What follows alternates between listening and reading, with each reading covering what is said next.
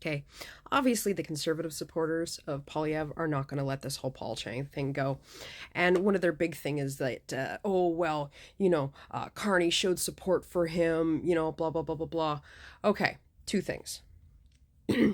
One, I read a couple of opinions about the fact that I guess Paul Chang was highly respected in his writing, especially amongst the Asian community. And had Mark Carney kicked him out, there could have been backlash from the Asian community. So his sort of plan was to put pressure on Chang privately to step down. And then if Chang did it himself, then Carney couldn't be in trouble. So basically he had to kind of just play it out for the day and say that, he had apologized. It was a mistake, that sort of thing. It's a lesson to be learned from, blah, blah, blah. Because Carney was trying to play both sides of the situation, which, I mean, frankly, look at the polls. Didn't hurt him in any way, shape, or form. I said in another video that, frankly, the only way that any of this could have hurt the Liberal campaign was directly in that riding. And as long as the Liberals come in with a really good candidate that's still going to play to that, demographic in that area, I think they'll be fine. I mean, they might still lose the riding, who knows? But overall, it's one riding out of many that they're going to win based on the polls, current polls right now. The other thing that they love to argue about the fact is that he showed support, right? So that's the big thing. He showed support for this person that did something wrong, blah, blah, blah, blah, blah. Oh, and the Conservatives immediately, when they found out about their main guy, Mark McKenzie or whatever, they immediately removed him, which is bullshit. 3 candidates have been removed now. Mark McKenzie for a podcast that he did back in 2022. Another guy for his social media posts, which were months old, like clearly stuff on there the Conservatives would have known about. Now, the third guy, we don't know what he did, but I'm sure it was something they probably knew about. And there's a whole bunch of other Conservatives, like Andrew Lawton, for example, that should be removed for the content that they post online. But here's the problem. See, the Conservatives know that they attract these kind of psychopaths, right? These far alt-right, conspiracy theory, misogynistic, bigoted, just awful, racist, homophobic people. And it worked prior. It worked in a world where Pierre Poilievre was, trying to be like Trump, and the far right thing was selling in Canada. Now that we've flipped, now that swing supporters and stuff like that, swing voters, have seen that the nightmare that Donald Trump has created down in the United States, nobody is buying that anymore. Nobody wants that crazy alt-right, right, that they've been attracting. So now all of a sudden, Poilievre has to play defense. He has to get rid of all of these people.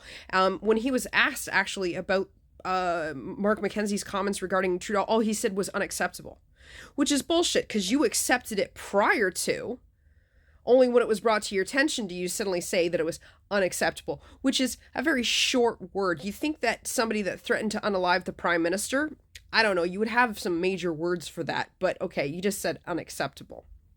So, but no, you see, Poilievre accepted all of that. He knew what kind of candidates that he's had, because this isn't new. This is all stuff they've had on their on their podcasts and their sites and everything else. And see, he still allows it. The thing is, though, is if you notice about the Poilievre campaign, though, is that they don't like you to know who these candidates are outside of those writings. He doesn't like them to talk. He doesn't like them to do big, long speeches.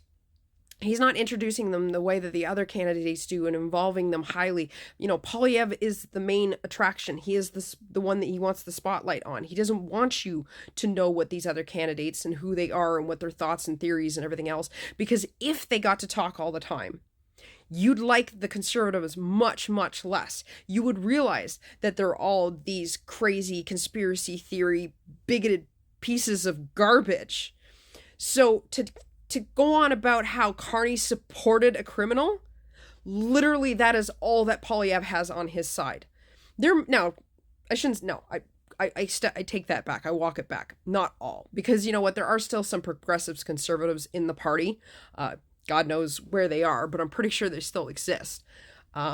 But mainly the type of party that Polyev runs just brings in the crazies, the far alt-right people, the people that, deal with, deal in conspiracy theories, that support people like Jordan Peterson and Alex Jones and Elon Musk. And I mean, you just have to go and see these people's social media to know exactly what they're fucking like. Just go and look at Andrew Lawton and the type of stuff that he's posting out there. Like, and Stefan Marcus, like, that's the type that he supports. So one fucking liberal candidate does something wrong and you guys are like a dog on a bone, just rabid wolves chomping at the fucking bit to say, oh, look what yet you can't even deal with the dirty little mess in your own fucking house. Because trust me, this isn't going to be the end of it. There's going to be more. Because conservatives are insane and they can't help themselves. It'll be pushed more and more candidates to the surface on how crazy they are. And Polyev will have to realize that his own house is fucking dirty and full of criminals. So this shit does not work. Does not work. Because you know what? The people that support Carney already passed it. The swing voters already passed it. I mean, I get it. You guys are desperate. You need anything to try and hurt Carney in the polls. But this situation, it only made things worse for Polyev because it showed that he attracts crazies and he was perfectly fine with them running for him before he opened his mouth about Paul Chang and then realized, oh shit, I shouldn't be complaining about the garbage in somebody else's house when my place is like a hoarder's paradise.